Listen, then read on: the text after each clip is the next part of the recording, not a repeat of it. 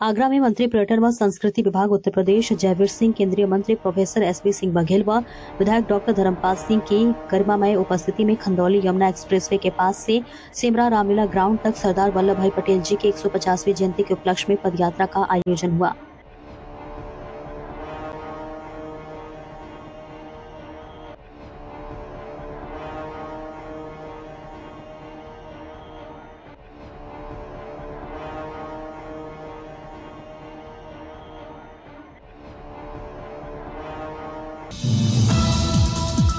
बिहार विधानसभा चुनाव के नतीजों के बाद एक बार फिर लालू प्रसाद यादव के बड़े राजनीतिक परिवार में हलचल मच गई है। इस बार तूफान खड़ा किया है उनकी बेटी रोहिणी आचार्य ने। जिस रोहिणी ने कभी अपने पिता को किडनी देकर सुर्खियां बटोरी थी, उसी ने अब अचानक राजनीति छोड़ने और परिवार से दूरी बनाने का ऐलान कर दिया है।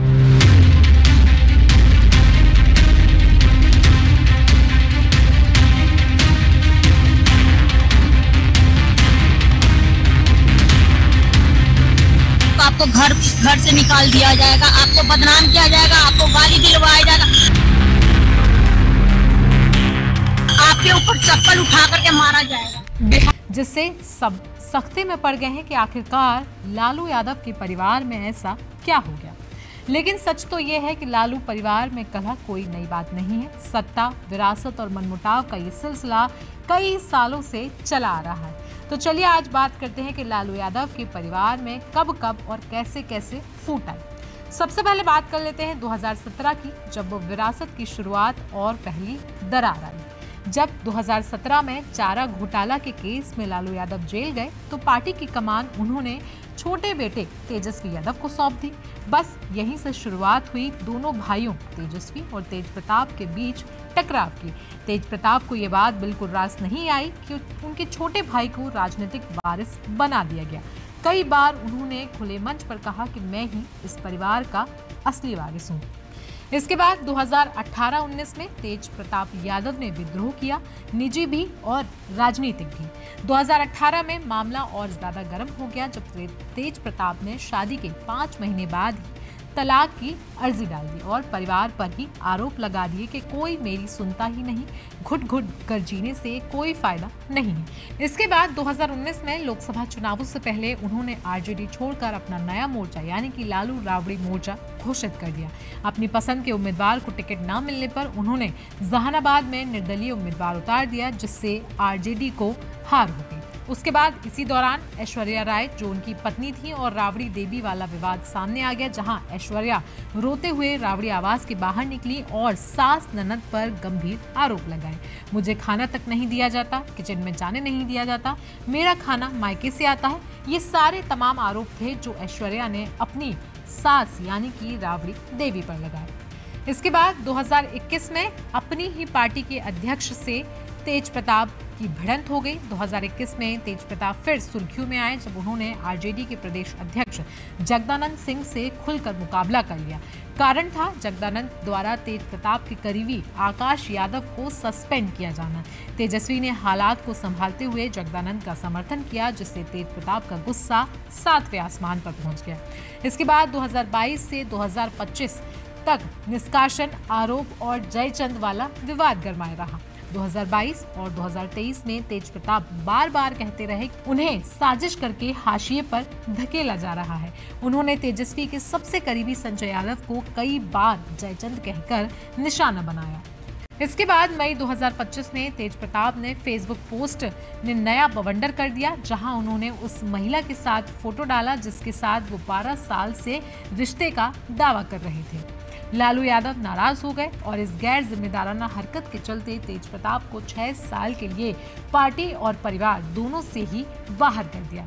लेकिन इस सब का दोष भी तेज प्रताप यादव ने संजय यादव पर डाल दिया और अपनी एक अलग पार्टी बना ली और विधानसभा चुनावों में अपनी पार्टी से ही कई सारे उम्मीदवार उतारे। हालांकि विधानसभा चुनावों में तेज प्रताप की पार्टी नहीं जीत पाई। इसके बाद 2025 में अब नया विद्रोह शुरू हो गया है, यानी कि रोहिणी आचार्य का पार्टी और परिवार से नाता तोड़ना। सितंबर 2025 में नई डेमोक्रेटिक की एंट्री हुई थी रोहिणी आचार्य की। इसके बाद तेजस्वी के करीबी संजय यादव के बढ़ते दखल से नाराज होकर रोहिणी ने एक पोस्ट डाला था। लालू, तेजस्वी, तेजप्रताप व मीसा सबको अनफॉलो कर दिया था और संजय यादव को उन्होंने भी जयचंद बताया था। इसके बाद अब नवंबर 2025 में बिहार विधानसभा चुनाव में हारते ही उन्होंने आग में घी डाल दिया। यानी कि रोहिणी ने सोशल मीडिया पर लिखा कि वो राजनीति छोड़ रही हैं और परिवार से भी नाता तोड़ रही हैं, क्योंकि कुछ लोग उन्हें परिवार से बाहर कर रहे हैं और हार की जिम्मेदारी भी नहीं ले रहे हैं। तो इस तरीके से ये घटना लालू यादव में चल रहे झगड़े का सबसे ताज़ा और सबसे बड़ा विस्फोट बन चुकी है। तो लालू यादव के परिवार में आई इस फूट पर आपकी राय क्या है? आप हमें कमेंट सेक्शन में आप जरूर बताएं। साथ ही साथ देश दुनिया की बाकी खबरों के लिए भी बने रहें हमारे साथ। जम्मू कश्मीर के जिला राजौरी के तहसील कालाकोट से है, जहां पर आज विधानसभा कालाकोट में राष्ट्रगीत वंदे मातरम के 150 वर्ष पूरे होने के उपलक्ष्य में एक भव्य कार्यक्रम किया गया। इस कार्यक्रम के मुख्य अतिथि किसान बोर्ड के पूर्व वाइस चेयरमैन श्रीमान दलजीत सिंह, सुंदरबनी कालाकोट के विधायक ठाकुर रणधीर सिंह जी, सुंदरबनी नौशेरा कालाकोट के जिला अध्यक्ष पंडित प्रतम जी, भारतीय जनता पार्टी के सभी मोर्चा के अध्यक्ष व मंडल अध्यक्ष मौजूद रहे। इस कार्यक्रम के दौरान किसान मोर्चा के नवनियुक्त जिला अध्यक्ष श्री संजय कुमार शर्मा जी सम्मानित किया गया। देखिए जम्मू कश्मीर से state bureau chief Sanjeev Sharma की खास रिपोर्ट।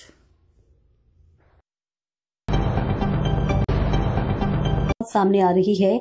आगरा कैंट स्टेशन पर सफाई कर्मचारियों की हड़ताल वेतन न मिलने से नाराज है। सफाई कर्मचारियों का ऐलान, सैलरी नहीं तो काम भी नहीं। स्टेशन पर देखने लगी गंदगी। आरके इंडस्ट्रीज पर है आगरा कैंट की सफाई का ठेका। सफाई कर्मचारियों ने कहा ठेकेदार नहीं देता समय से सैलरी।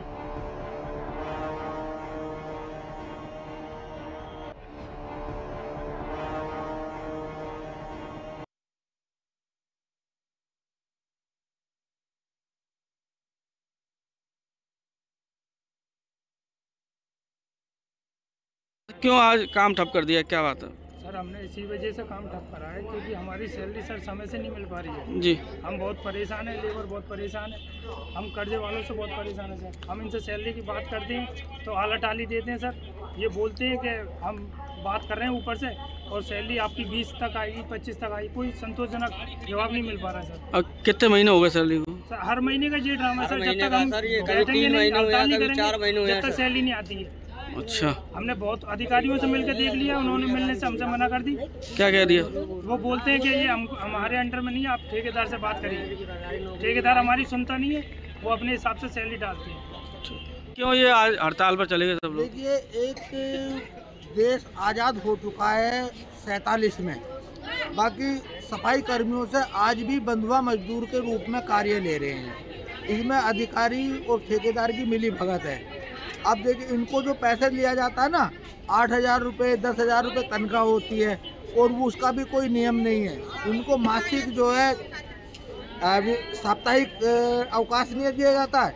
इनको महीने में 4 छुट्टी दी जाती हैं और 4 में अगर 5वीं ले ली तो 5 के पैसे काट दिए जाते हैं। इस तरीके से ये अपने बच्चे को ना तो पढ़ा सकते हैं ना कुछ आगे बढ़ा सकते हैं कि इनका बच्चा भी इन्हीं की तरह सफाई कर्मी ही बनेगा। अगर इस तरीके की हालत रहेंगे, जो सरकार द्वारा मिनिमम मानदेय है वो देना चाहिए इन्हें। इनका पीएफ, इनका इंश्योरेंस, मेडिकल कुछ नहीं है। ये रेलवे लाइन में घुस के भी सफाई करते हैं, वहाँ उस समय जो है इनको बड़ी तमाम दिक्कतें होती हैं और उसका कोई वो नहीं है। अगर ये इनके साथ कोई कैजुअलिटी हो जाए तो किसी का इंश्योरेंस तक नहीं है। तो ये तो नागरिक मूलभूत सुविधाओं का सर्वथा अभाव है और इन सारी चीज़ों को लेकर आज ये स्ट्राइक पर बैठे मुझे इन्होंने बताया और जनहित के लिए मैं इनके साथ में हूँ और ज़रूरत पड़ेगी तो शहर के और तमाम सामाजिक संगठनों को। सामने आ रही है। आगरा कैंट स्टेशन पर सफाई कर्मचारियों की हड़ताल वेतन न मिलने से नाराज है। सफाई कर्मचारियों का ऐलान, सैलरी नहीं तो काम भी नहीं। स्टेशन पर देखने लगी गंदगी। आरके इंडस्ट्रीज पर है आगरा कैंट की सफाई का ठेका। सफाई कर्मचारियों ने कहा ठेकेदार नहीं देता समय से सैलरी।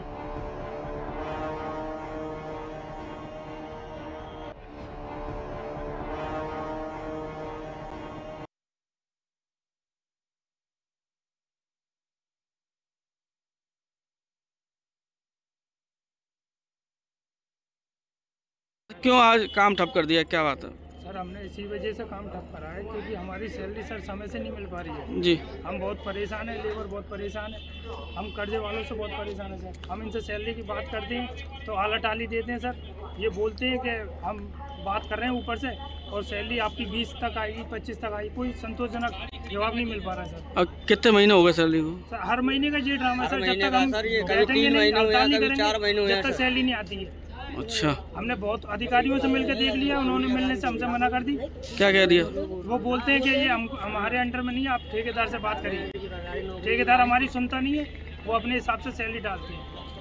क्यों ये आज हड़ताल पर चले गए सब लोग? देखिए, एक देश आज़ाद हो चुका है 47 में, बाकी सफाई कर्मियों से आज भी बंधुआ मजदूर के रूप में कार्य ले रहे हैं। इसमें अधिकारी और ठेकेदार की मिली भगत है। अब देखिए, इनको जो पैसे लिया जाता है ना, 8,000 रुपये, 10,000 रुपये तनख्वाह होती है और वो उसका भी कोई नियम नहीं है। इनको मासिक जो है साप्ताहिक अवकाश नहीं दिया जाता है। इनको महीने में 4 छुट्टी दी जाती हैं और 4 में अगर 5वीं ले ली तो 5 के पैसे काट दिए जाते हैं। इस तरीके से ये अपने बच्चे को ना तो पढ़ा सकते हैं, ना कुछ आगे बढ़ा सकते हैं कि इनका बच्चा भी इन्हीं की तरह सफाई कर्मी ही बनेगा अगर इस तरीके की हालत रहेंगे। जो सरकार द्वारा मिनिमम मानदेय है वो देना चाहिए इन्हें। इनका पीएफ, इनका इंश्योरेंस, मेडिकल कुछ नहीं है। ये रेलवे लाइन में घुस के भी सफाई करते हैं, वहाँ उस समय जो है इनको बड़ी तमाम दिक्कतें होती हैं और उसका कोई वो नहीं है। अगर ये इनके साथ कोई कैजुअलिटी हो जाए तो किसी का इंश्योरेंस तक नहीं है।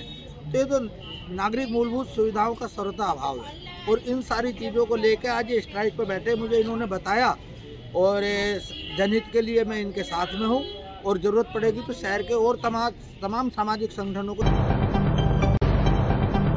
अरविंद मल्लप्पा बंगारी जी के ने मीडिया ने बंधुओं के साथ प्रेस वार्ता कर विशेष प्रगाढ़ पुनरीक्षण यानी SIR के संबंध में जानकारी दी। जनपद में 3,696 बीएलओ के माध्यम से कुल 36,71,000 मतदाताओं में से 34,63,985 को गणना प्रपत्र किए जा चुके हैं नेतृत्व में, जो कि 96.22% की प्रगति दर्शाता है। चुनाव आयोग ने मतदाताओं की सुविधा के लिए नई book and call with BLO सेवा की शुरू की। अब मतदाता अपने बूथ स्तर पर अधिकारी से सीधे कॉल पर शेड्यूल कर सकते हैं बुक। तो वहीं मतदाताओं की शिकायत या सुझाव दर्ज कराने हेतु कलेक्ट्रेट में डिस्ट्रिक्ट कॉन्टैक्ट सेंटर किया गया है, जहां स्थापित टोल फ्री नंबर 1950 अथवा लैंडलाइन नंबर 056222500170 पर कर सकते हैं संपर्क। बीएलओ को दे दे या ऑनलाइन भी अब भर सकता है। जो भर के हस्ताक्षर करके देगा उन्हीं का नाम ड्राफ्ट रोल जो पब्लिश होगा 9/12/25 को, उन्हीं का नाम जो भर के देगा उन्हीं का नाम ड्राफ्ट रोल में पब्लिश होगा। अब सभी से अपील है, कृपया इसको फॉर्म को टाइम बाउंड कार्यक्रम में भर के दे दें। पावन धाम वृंदावन एक ऐतिहासिक पल का साक्षी बना जब हिंदू सनातन पदयात्रा बड़े ही उत्साह और भक्ति और उल्लास के साथ यहां पहुंची। शहर में मानो त्योहार जैसा माहौल दिखाई दिया। राधे राधे के जयकारों से पूरा वातावरण गूंज उठा। जगह जगह फूलों की वर्षा, भजन कीर्तन और भक्तों की टोली ने इस यात्रा के स्वागत को अत्यंत दिव्य बना दिया। वृंदावन में पदयात्रा के स्वागत के साथ ही भव्य संत मिलन समारोह का आयोजन किया गया। समारोह में मंच से संत समाज ने सनातन धर्म की रक्षा और उनके मूल्यों के प्रसार का संदेश दिया। गौ संरक्षण, संस्कृति के संवर्धन, भारतीय संस्कृति के संरक्षण और समाज में सद्भाव एवं एकता को बढ़ावा देने पर विशेष जोर दिया गया। पदयात्रा के वृंदावन पहुंचने से शहर की गलियां श्रद्धा की रंगत में रंग गई। आयोजकों का दावा है कि इस पदयात्रा और शपथ समारोह में लाखों की संख्या में श्रद्धालु पहुंचे। वृंदावन में आज का दिन आध्यात्मिक ऊर्जा, भक्ति और सनातनी परंपराओं की गौरवमयी झलक से भरा रहा और इसी उत्साह के साथ यह पदयात्रा अपने अगले पड़ाव की ओर अग्रसर हो गई।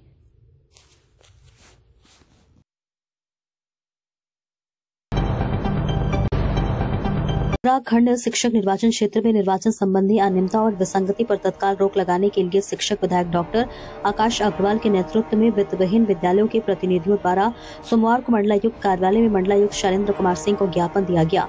इस मौके पर सवाल उठाया गया कि लोकतंत्र में वोट करना सबका अधिकार है, फिर वित्तविहीन विद्यालयों के शिक्षक इस अधिकार से वंचित क्यों किए जा रहे हैं। शिक्षक विधायक डॉक्टर आकाश अग्रवाल ने कहा कि शिक्षा विद्यालय निरीक्षक आगरा द्वारा शिक्षक मतदाताओं के वोट बनाए जा रहे हैं। आगरा में मैं भी इस नियमावली का पालन निर्वाचन करने के हुए शिक्षकों के बोर्ड बनाए जाने चाहिए। उन्होंने कहा कि मंडलायुक्त 12 जिलों के एकमात्र निर्वाचन रजिस्ट्रीकरण अधिकारी है। शैलेंद्र तिवारी ने कहा कि भारत निर्वाचन आयोग की स्पष्ट गाइडलाइन है कि जो फॉर्म प्रधानाचार्य द्वारा प्रमाणित होगा उसी को जिला विद्यालय निरीक्षक द्वारा अग्रसित कर निर्याचित निर्वाचन कार्यालयों में जमा करवाना होगा, लेकिन आगरा के जिला विद्यालय निरीक्षक ऐसा नहीं कर रहे। मंडलायुक्त शैलेंद्र कुमार सिंह ने बताया है कि मतदाता सूचियों के निर्माण का कार्य चल रहा है। आवेदन पत्रों की जांच लगभग अंतिम चरण पर है। ज्ञापन का परीक्षण करवा लिया जाएगा। माननीय चुनाव आयोग के निर्देश के अनुसार कार्रवाई की जाएगी। देखिए साहब, मांग क्या है, हम लोगों की पीड़ा है। आगरा के जिला विद्यालय निरीक्षक द्वारा जो शिक्षक निर्वाचन में बोर्ड बनाने का कार्य किया गया है, बिल्कुल भी संतोषजनक नहीं किया गया है। भारत निर्वाचन आयोग की साफ गाइडलाइन है कि जो फार्म प्रधानाचार्य द्वारा प्रमाणित होगा उसी फार्म को आधार मानकर जिला विद्यालय निरीक्षक उसे अग्रसारित कर भारत निर्वाचन कार्यालय में जमा कराएंगे। लेकिन जिला विद्यालय निरीक्षक द्वारा लगभग कार्यालय में उनके में 22,000 फॉर्म जमा हुए हैं, जिसकी पुष्टि खुद जिला विद्यालय निरीक्षक ने एडीएम साहब के सामने की है। एडीएम साहब ने पूछा था कि कितने फॉर्म जमा हुए हैं, तो उनका कहना था कि 22,000 फॉर्म जमा हो गए। और आज की तारीख तक निर्वाचन कार्यालय में केवल 5,000 फॉर्म ही पहुंचे हैं। बाकी के 17,000 फॉर्म कहाँ गए, उनका कोई भी अता पता नहीं है कि 17,000 फॉर्म जिला विद्यालय निरीक्षक ने निरस्त किए हैं या उनको कहीं फेंक दिया गया है। दूसरी चीज, जो निरस्त भी किए गए हैं उनका कोई आधार नहीं है कि ये किस आधार पर निरस्त किए गए हैं। तो हम लोगों की तो यही मांग थी, माननीय कमिश्नर साहब से मिलने के लिए आए थे, उनको ज्ञापन देने के लिए आए थे विधायक जी के नेतृत्व में कि ये जो गलत काम हुआ है और जिलों में, चाहे वो इटावा हो चाहे वो अलीगढ़ हो, जो प्रिंसिपल ने फॉर्म फॉरवर्ड किया है उसी फॉर्म को सभी जिला विद्यालय निरीक्षक द्वारा अग्रसारित कर भेज दिया गया है। लेकिन ये लोग ने नहीं भेजा है, तो उसकी वेदना कमिश्नर साहब से बताने के लिए आए थे। धन्यवाद।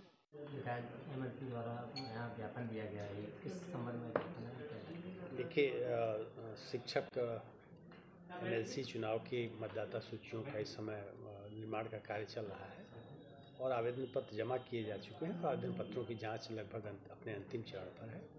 तो आज कुछ बिंदुओं को उठाते हुए कुछ शिक्षक संगठनों द्वारा ज्ञापन दिया गया है और जो ज्ञापन में मांगे दी गई है इसका परीक्षण करा लिया जाएगा और जो भी माननीय आयोग के निर्देश हैं उसके अनुरूप कार्रवाई की जाएगी। आवेदन की डेट इसलिए बढ़ाने के निर्णय यहाँ से नहीं होता है, वो ऑलरेडी डेट समाप्त हो चुकी है। 18 नवंबर को मुख्यमंत्री योगी आदित्यनाथ अयोध्या दौरे पर। प्रधानमंत्री नरेंद्र मोदी के 25 नवंबर को अयोध्या आगमन और होने वाले ध्वजारोहण की तैयारियों की समीक्षा बैठक करेंगे। राम जन्मभूमि में होगी समीक्षा बैठक। बैठक में राम जन्मभूमि तीर्थ के ट्रस्टी और जन प्रतिनिधियों के साथ प्रशासनिक अधिकारी मौजूद रहेंगे। प्रधानमंत्री के कार्यक्रम की रूपरेखा तैयार कर सभी को निर्देशित करेंगे।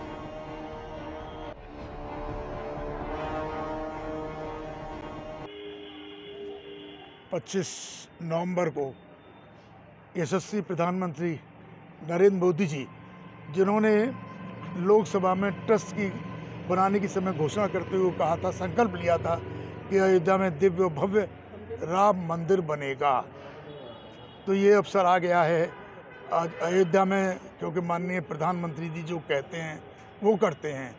आज अयोध्या में दिव्य भव्य राम मंदिर, जो माननीय प्रधानमंत्री जी ने लोकसभा में कहा था, संकल्प लिया था, वो पूरा होने जा रहा है और उस पूर्ण होने पर उसमें ध्वजारोहण का कार्यक्रम रखा गया है। 25 नवंबर को माननीय प्रधानमंत्री जी इसमें आएंगे, माननीय मुख्यमंत्री जी रहेंगे, आदरणीय गवर्नर साहिबा रहेंगी और माननीय मुख्यमंत्री जी अभी 18 तारीख को भी आ रहे हैं।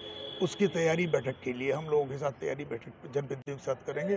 तो निश्चित रूप से अयोध्या सज रही है, नगर सज रहा है, लोगों में अयोध्या वासियों में उत्साह है। पूज्य संत महंत भी बहुत खुशी के साथ, प्रसन्नता के साथ, क्योंकि राम मंदिर तो सबकी भावना थी, सबका एक लक्ष्य था कि अयोध्या में राम मंदिर ऐसा बने जो विश्व में अपनी अनूठी पहचान हो। तो माननीय मुख्यमंत्री योगी आदित्यनाथ जी के नेतृत्व में आज उत्तर प्रदेश में राम मंदिर अपना भव्य रूप ले चुका है, जो माननीय प्रधानमंत्री का संकल्प था। और 25 नवंबर को पूरे, और इस 25 नवंबर के कार्यक्रम में एक विशेषता और है कि इसमें इस राम मंदिर क्षेत्र के जो 100 किलोमीटर के अंदर के हर जाति, हर समाज के, हर वर्ग के लोग, प्रोफेसर, डॉक्टर, इंजीनियर, व्यापारी, किसान, नौजवान, युवाएं, बेटे बेटियां, सबको ग्रामीण क्षेत्रों के वो सब लोग, ग्राम प्रधान, जिला पंचायत सदस्य, ऐसे हर क्षेत्र के, हर समाज के लोगों को इसमें शामिल करने के लिए न्योता भेजा जा रहा है। ये अद्भुत होगा और ये ऐतिहासिक होगा।